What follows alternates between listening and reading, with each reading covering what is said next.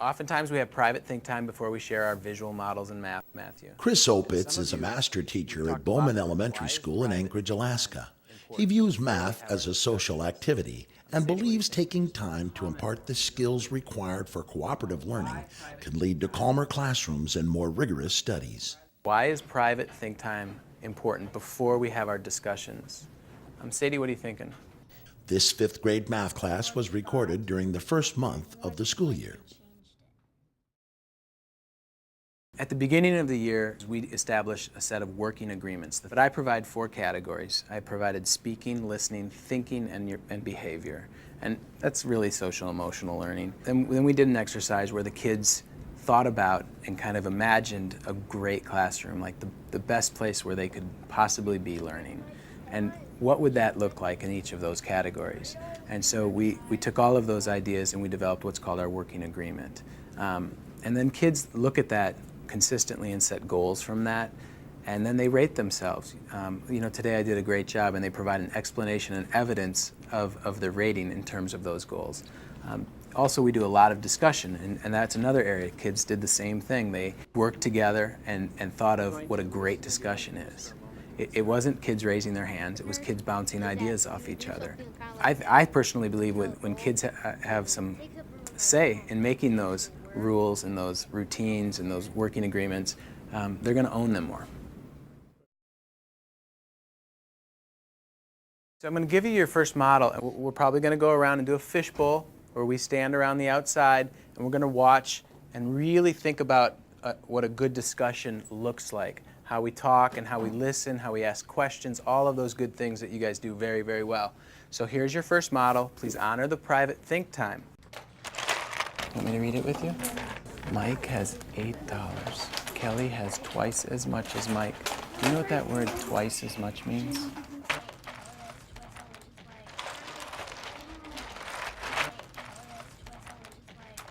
Hey Riley, could you and Laura work together as a team on this one? Would that be okay with you? Sure. Okay. So Mike has $8. Is this Mike? Yeah.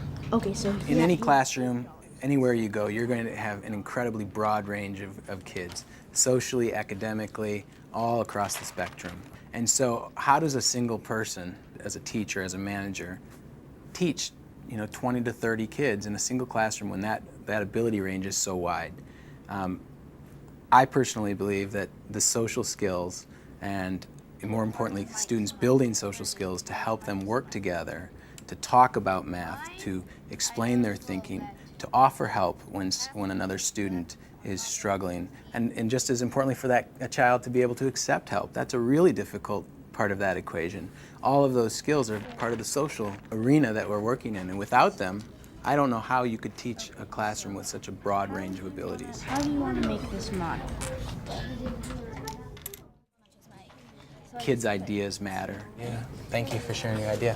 When we pay attention to their ideas, not necessarily saying that's a good idea or that's a bad idea, but we say thank you for your idea. They're more willing to share it. They probably care a little bit more. It probably feels a little bit safer to share that idea. Because no matter what I say or try to push, unless kids own it, it's not going to matter. I took your ideas about discussions, what makes a really great discussion, and I wrote them on the board for today.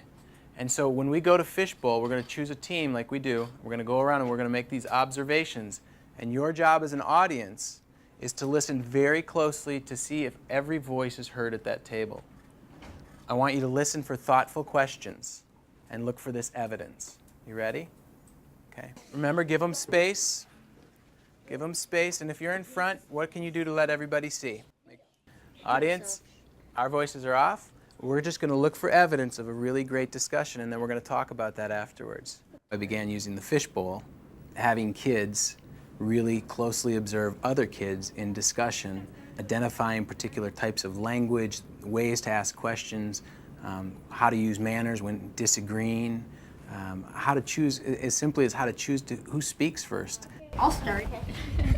In a 5th and 6th grade classroom, we wouldn't expect that, but boy, it can derail a classroom instantly if they don't have those basic skills. And once that foundation is built, then the academics can be so much more thoughtful, so much more intense, And that's what we're shooting for. So Mike started with 8, Kelly had twice as much as Mike, and Joe had half as much as Kelly. Every teacher out there has probably said at some point in time, turn to your neighbor and talk about this idea. Look at your teammates and talk about this idea. Actually, I'm not quite getting. Why did you do those shapes there? Just it looked cool. And really watch. If they are talking about the topic that you've asked them to talk about, if they're actually listening to each other and using that language and those social skills, then all of a sudden you have an environment where 30 kids are all learning at the same time. And how would you get 3 even if you did the half of 8? That's 4. Is that right? I don't know how I got 3. It's not going to happen at the beginning of the year, but in my opinion, the efficiencies that you'll gain later by far outweigh the time that you spend at the beginning teaching those basics. Kaylee, I was standing behind you and I kept hearing a lot of questions coming your way. How did that make you feel? I don't know. I mean, you know that sometimes when people ask me a lot of questions fast in a row, I get kind of nervous. Do you know what I mean?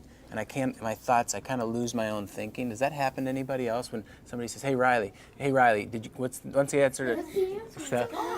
But do you know what I mean? Yeah. Yeah, and you get a little nervous, but that's all right. That's part of our learning. And so I want you to feel comfortable with that. That's okay to feel that way. Right now, we're going to have, the observers are going to discuss a little bit and make some comments. Audience, what are some things that you noticed, okay? I kind of have a comment, but I think next time, Braden, because maybe you should spread it out, because when you first had like the red right there and then the green right there, it kind of looked like it was just 32.